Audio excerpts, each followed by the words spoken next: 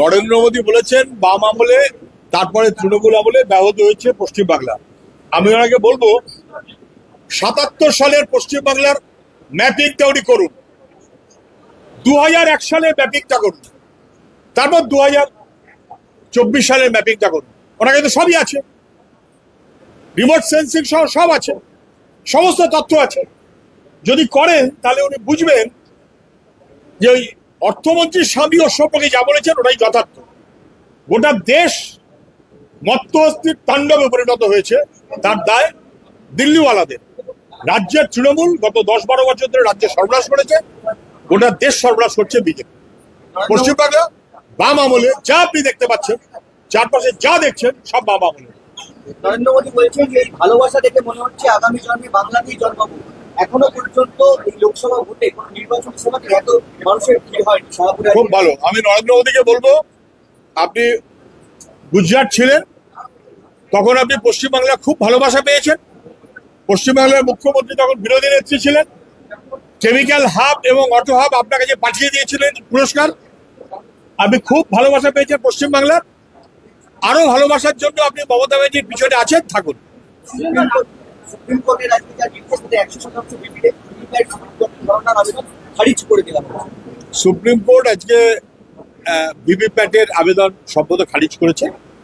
সর্বভারতীয় আমাদের গোটা দেশের রাজনীতির হাল হকিকত যারা স্পষ্ট খোঁজ রাখেন, বিশেষজ্ঞরা, তারা সে বিষয়ে আমার চাইতে অনেক ভালো বলতে পারবেন। কিন্তু সাধারণভাবে ইভিএম এ অনেক রকমের সমস্যা আছে, এটা আমাদের দেশটা সারা দেশের সবাই বলে, বাইরের দেশের লোকও বলে। মুখ্যমন্ত্রী হাইকোর্টকে পর্যন্ত আক্রমণ করছে,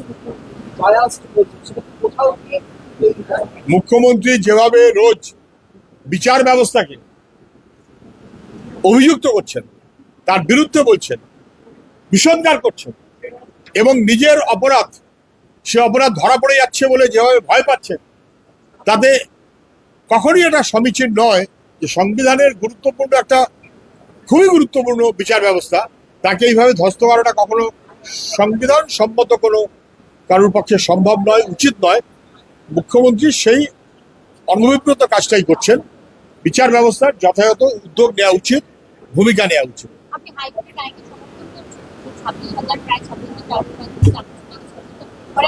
হাইকোর্টের রায় তো সমর্থন করা না করার ব্যাপার নয়। হাইকোর্টে তো আমরা যাইনি, হাইকোর্টে কে গেছিল? হাইকোর্টে গেছিল যখন এসএসসি ফেল করছে, তখন ডিভিশন সিঙ্গেল বেঞ্চ, তার বিরুদ্ধে ডিভিশন বেঞ্চে গেছে রাজ্য সরকার। ডিভিশন বেঞ্চ একই কথা বলেছে, যেটা বেআইনি এবং দুর্নীতি ভর্তি। সরকার ফেল করছে, সরকার তালিকা দিচ্ছে না, তার বিরুদ্ধে আবার সুপ্রিম কোর্টে গেল রাজ্য সরকার।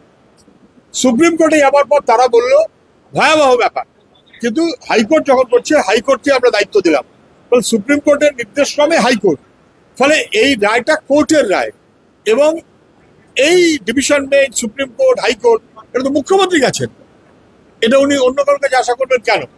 আমার কথা দুটো, রায়ের কার্যত দুটো অংশ, ন্যায্য অন্যায্য, মানে রায়ের হোল প্রসিডিংসের। যারা যোগ্য তাদেরকে সেলফ করে, যারা অযোগ্য তাদেরকে বাতিল করার এই মনোভাব থেকে কোর্ট এসএসসি কে বারবার বলেছে।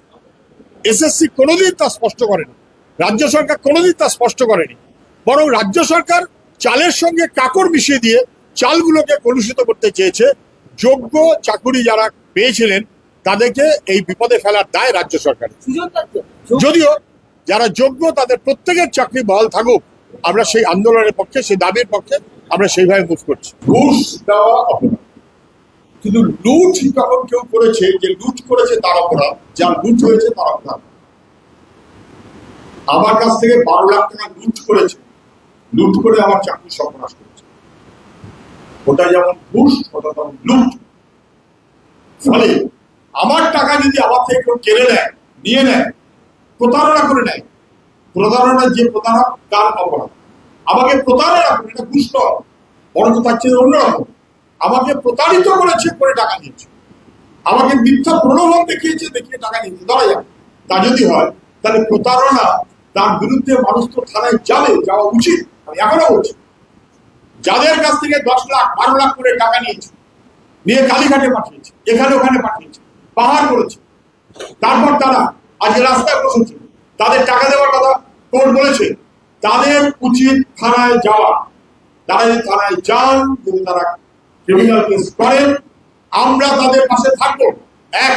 এবং দুই, যারা প্রতারণা করেছে, লুটের টাকা 1600 কোটি টাকা ইলেকটোরাল বন্ডে, সেখান থেকে টাকা দিতে হবে। গরিব মানুষ সর্বস্ব বেঁচে, তার কাছ থেকে এবার টাকা দেওয়ার সুযোগ কোথায়? এই টাকাটা দিতে হবে তাদের যারা প্রতারণা করেছে। আমাদের কথা অত্যন্ত স্পষ্ট। এটা হলো এক নম্বর। দ্বিতীয় আরেকটা কথা হচ্ছে, যারা যোগ্য 25,000 তারা তো যোগ্য, সবাই অযোগ্য নয়, তারা তো নিজের যোগ্যতায় পেয়েছে। অযোগ্য সরকার, অপদার্থ সরকার দুর্নীতিগ্রস্তদের নিয়ে এসে তাদের যোগ্যতাকে ঢেকে দিতে চাইছে। এটা হতে পারে না। একজন যোগ্য যুবকেরও, শিক্ষকেরও যদি অসুবিধা করতে হয়, আমরা তার পাশে 100 ভাগ থাকবো। আইনি লড়াইতেও থাকবো, আইনি লড়াইতেও থাকবো। যে যোগ্য, তার চাকরি কেড়ে নেবার অধিকার কারো নেই। তার চাকরি কেড়ে নিয়েছে রাজ্য সরকার তার অপরাধের মধ্যে। রাজ্য সরকার তথ্য স্পষ্ট করেনি।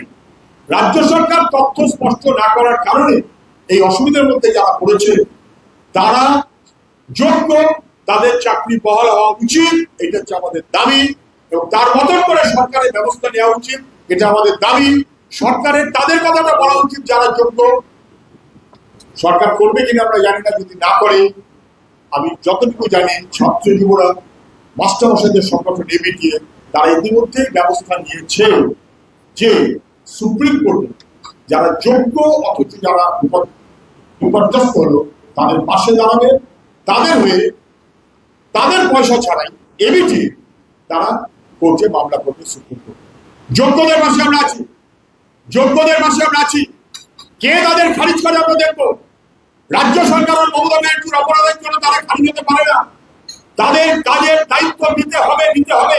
সরকারকে সে দায়িত্ব নিতে হবে। কোর্ট, তার কাছে আমাদের আবেদন থাকবে, সেইভাবে চাল আর কাপড়টাকে আলাদা করার ব্যবস্থা করা হোক। কেউ আমার চেয়ে কম বোঝে না, মানুষ সব বুঝতে পারছে, সব বুঝতে পারছে। আমি এই ফোরাম থেকে সব কথা বলার জন্য আসিনি।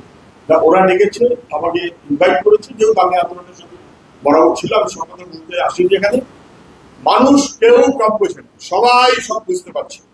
আমাদের শুধু একটাই কথা হবে, যে যেমন বুঝছে নিজের অভিজ্ঞতাটাকে কাজে লাগান। সর্বনাশ হতে চলেছে আমাদের রাজ্যের মানুষের, সর্বনাশ হতে চলেছে রাজ্যের যুবকের, সর্বনাশ হতে চলেছে। 500 টাকা, 700 টাকা, 1000 টাকা গল্প নয়, 7,500 টাকা দিল্লির সরকার বিপন্ন মানুষকে দেবে, আর 2,500 টাকা রাজ্য সরকারকে দেবেছিল আমাদের দাবি। 500-700 না, 7.5 প্লাস 2.5। আশপাশে রাজ্য সরকার যায়নি, যা গেছে তা নিয়ে লাফালাফি বেশি করছে। আর আমরা বলছি, একটা স্কিম কখনো বন্ধ হয় না, স্কিম পরেও চলবে। বরঞ্চ ওই 500 টাকার কি 700 টাকার স্কিমটা একটা বাস্তব বিবেচনায় গরিব মানুষের পাশে দাঁড়াবার মতো স্কিম হিসেবে আরো ভালো করে শক্ত হবে। তার জন্য পারলে আমাদের পাশে করার আরো বেশি প্রয়োজন হবে। এই কারণে হঠাৎ প্রধানমন্ত্রী বললেন 3,000 কোটি টাকা চাকরি দুর্নীতির আমার কাছে আছে, ইডির কাছে আছে, এই সব 50,000 1 লাখ টাকা করে ফেরত দেবে। চাকরি দুর্নীতি মানে 10-12 লাখ টাকা লুট।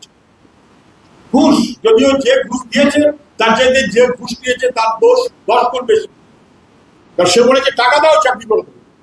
বেকার যুবক সর্বস্ব বিক্রি করে হয়তো টাকা দিয়েছে, তাদের দোষ নেই, যে কথাটা নিশ্চয়ই কেউ বলবেন না, কিন্তু তাদের চাইতে 10 গুণ বেশি দোষ তার, যে টাকাটা দিয়েছে। এবং এই যখন টাকা নেওয়ার প্রক্রিয়া হয়েছে, হঠাৎ প্রধানমন্ত্রী বললেন আমার কাছে সব এদিক ওদিক করে 3,000 কোটি টাকা আছে, আমি সব 50,000 কোটি টাকা, 1 লক্ষ করে টাকা ফেরত দেবো 10-12 লাখ টাকার বিনিময়ে। এটা হয় না, প্রধানমন্ত্রী বলতে পারেন। প্রধানমন্ত্রী ঘুষের টাকাটা ফেরত দিতে চাইছে না, যা বেশ দিন। তাহলে প্রতারিত মানুষের টাকাটা ফেরত দেওয়ার কি হবে? ইডির কাছে এই মুহূর্তে 800 কোটি টাকা শুধু রোজভ্যালি ক্যাশ, শুধু রোজভ্যালির 800 কোটি টাকা আছে। রোজভ্যালির যে সম্পত্তি ইডি হেফাজতে নিয়েছে, টোপ করেছে, তার বাজার মূল্য আনুমানিক 600 কোটি টাকা। তার 1400 কোটি টাকা, তার মধ্যে 800 কোটি টাকা ক্যাশ। এই টাকাটা কি গভর্নমেন্ট কমিটিকে দেওয়া হলো? এই টাকাটা কি প্রতারিতদের ফেরত দেওয়া হলো? এই টাকাটা ফেরত দেওয়া হয়নি সেটা কি প্রধানমন্ত্রী জানেন? ইডি টাকাটা নিয়ে দিচ্ছে না সেটা কি প্রধানমন্ত্রী জানেন? বরং ইডি বলেছে আমি টাকা ফেরত দেবো না, এবং সেটা ইডি সুপ্রিম কোর্টে ইডি এফিডেভিট করে ইডি বলেছে দেবো না, হাইকোর্ট বলেছে টাকা ফেরত দিতে হবে, তার বিরুদ্ধে ইডি গেছে সুপ্রিম কোর্টে, সুপ্রিম কোর্ট ইডির আবেদনকে খারিজ করে দিয়েছে। তার মানে হাইকোর্টের রায় বহাল, অর্থাৎ টাকাটা ফেরত দিতে হবে। তারপরেও সেই টাকাটা ফেরত দেয়নি। আমার সবিনয় প্রশ্ন প্রধানমন্ত্রীর কাছে, ৩,০০০ কোটি টাকা আপনি ফেরত দেবেন বলছেন, ভোটের কেসে আপনার হঠাৎ মনে হলো, আর শতচ্ছিন্ন হতদরিদ্র গরিব মানুষগুলো গ্রাম বাংলা, তাদেরকে টাকাটা আপনার সরকারের ইডির হেফাজতে রয়েছে, যে টাকাটা তারা ফেরত দেয়নি বলে কোর্ট অর্ডার দিয়েছে। অন্যান্য কোম্পানির আছে, আমি একটা কোম্পানি বললো, আরো অন্যান্য কোম্পানির আছে, সব বড় লিস্ট হয়ে যাবে বললাম না, আর অন্যান্য কোম্পানি আছে। তারপরে সুপ্রিম কোর্টে গিয়ে ইডি হারলো, তারপরেও সেই টাকাটা ফেরত দিলেন না। প্রধানমন্ত্রীর অবিলম্বে উচিত আগের কথাটা উইথড্র করে প্রথমে এই অর্ডার জারি করা, যে নির্বাচনের আগে ইডির কাছে থাকা 800+600 কোটি রোজ ভ্যালি, বাকিদের কাছে যা আছে সব মিলিয়ে প্রায় 2,000 কোটি টাকার মতো পরিমাণ হবে, এই টাকাটা নির্বাচনের আগে প্রতারিত মানুষকে ফেরত দেওয়া হোক। তারপর লিখিত কথা বলবেন। তা যদি না বলেন তাহলে প্রধানমন্ত্রী পদবাচ্য ওনার মনোভাব হবে না। মানে প্রধানমন্ত্রী বলুন আর মুখ্যমন্ত্রী বলুন, দুই মিলে ত্রাসস্পর্শ লাগিয়ে দিচ্ছেন, আর আমাদের প্রতারিত মানুষ রোজ রাস্তায় লড়াই করবে, গঞ্জনা শুনবে, নানান রকম বিপদের সম্মুখীন হবে। থ্যাংকস টু অল, সমস্ত লড়াইয়ের মধ্য দিয়ে মানুষের বিপদকে আমরা অনেকাংশে কাটাতে পেরেছি। যে দুর্বিষহ বিপদের মধ্যে মানুষ পড়েছিলেন, অনেকাংশে তারা বুঝতে পারছেন তাদের পাশে সবাই আছে। নেই যে এই দিল্লিওয়ালারা আর নেই রাজ্যওয়ালা। স্বাভাবিক কারণেই আমাদের আজকে মূল দুটো ডিমান্ড, এক, কোর্টের নির্দেশ 100% মান্য করার ব্যবস্থা কেন রাজ্য সরকার দিচ্ছে না, রাজ্য সরকারকে তার জন্য অভিযুক্ত করে অবিলম্বে রাজ্য সরকার সেই কাজ মান্যতা দিক। ইনফ্রাস্ট্রাকচার সহ বাকি যে কোনো ব্যবস্থা, জমি সহ যে কোনো ব্যবস্থা, প্রতারিতদের টাকা ফেরতের জন্য রাজ্য সরকারের কাছে যে জমি আছে সেই সহ যে কোনো ব্যবস্থা। আর দুই, প্রধানমন্ত্রী আগের কথা থেকে পারলে উইথড্র করুন, ৩,০০০ কোটি টাকা বলে আর ফার্দার প্রতারণা করবেন না, বরং প্রতারণা যাদের করা হয়েছে, প্রতারিত, তাদের দেওয়ার জন্য যে টাকাটা রয়েছে এদের কাছে, সেই টাকাটা ফেরত দিন। যদি না হয় তাহলে মানুষ বুঝবে যে দুই প্রতারক শক্তি, এক দিল্লিতে আর এক রাজ্যে, তারা লড়াই ভাব দেখাচ্ছে, আসলে গরিব মানুষের সমস্ত চুষে খাওয়ার ব্যবস্থা করছে। এই কথাটা মানুষের কাছে আমরা জানান দিতে চাই। আমাদের সংবাদ মাধ্যমের বন্ধুদের কাছে আবেদন হবে, গরিব মানুষের কথাটা তার কাছে ঠিক মতো বলে পৌঁছে দিন। লড়াইটা রুচির লড়াই, লড়াইটা রুচির লড়াই, লড়াইটা রুচির লড়াই, লড়াইটা এই যে ভাব দেখাচ্ছে এই লড়াই না, লড়াইটা রুচির লড়াই। তার মতন করে আমাদের সমস্ত মানুষের কাছে আবেদন, আপনারা সব বোঝেন, স্পষ্ট দায়িত্ব নিন, দুই প্রতারক দিল্লি এবং রাজ্যের, তার বিরুদ্ধে রুখে দাঁড়ান। মুখ্যমন্ত্রীকে আমি তো আর বাংলা খেকো বা এরকম কথা বলি না, বলবো না, কারণ উনি পশ্চিমবাংলার বাংলা।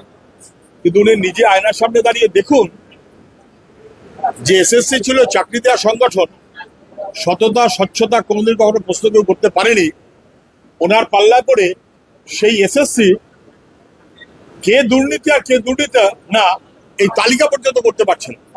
অথচ যখন সিবিআই বলছে এটা বেআইনি, এটা বেআইনি, এটা বেআইনি, এসএসসি বলছে হ্যাঁ হ্যাঁ হ্যাঁ।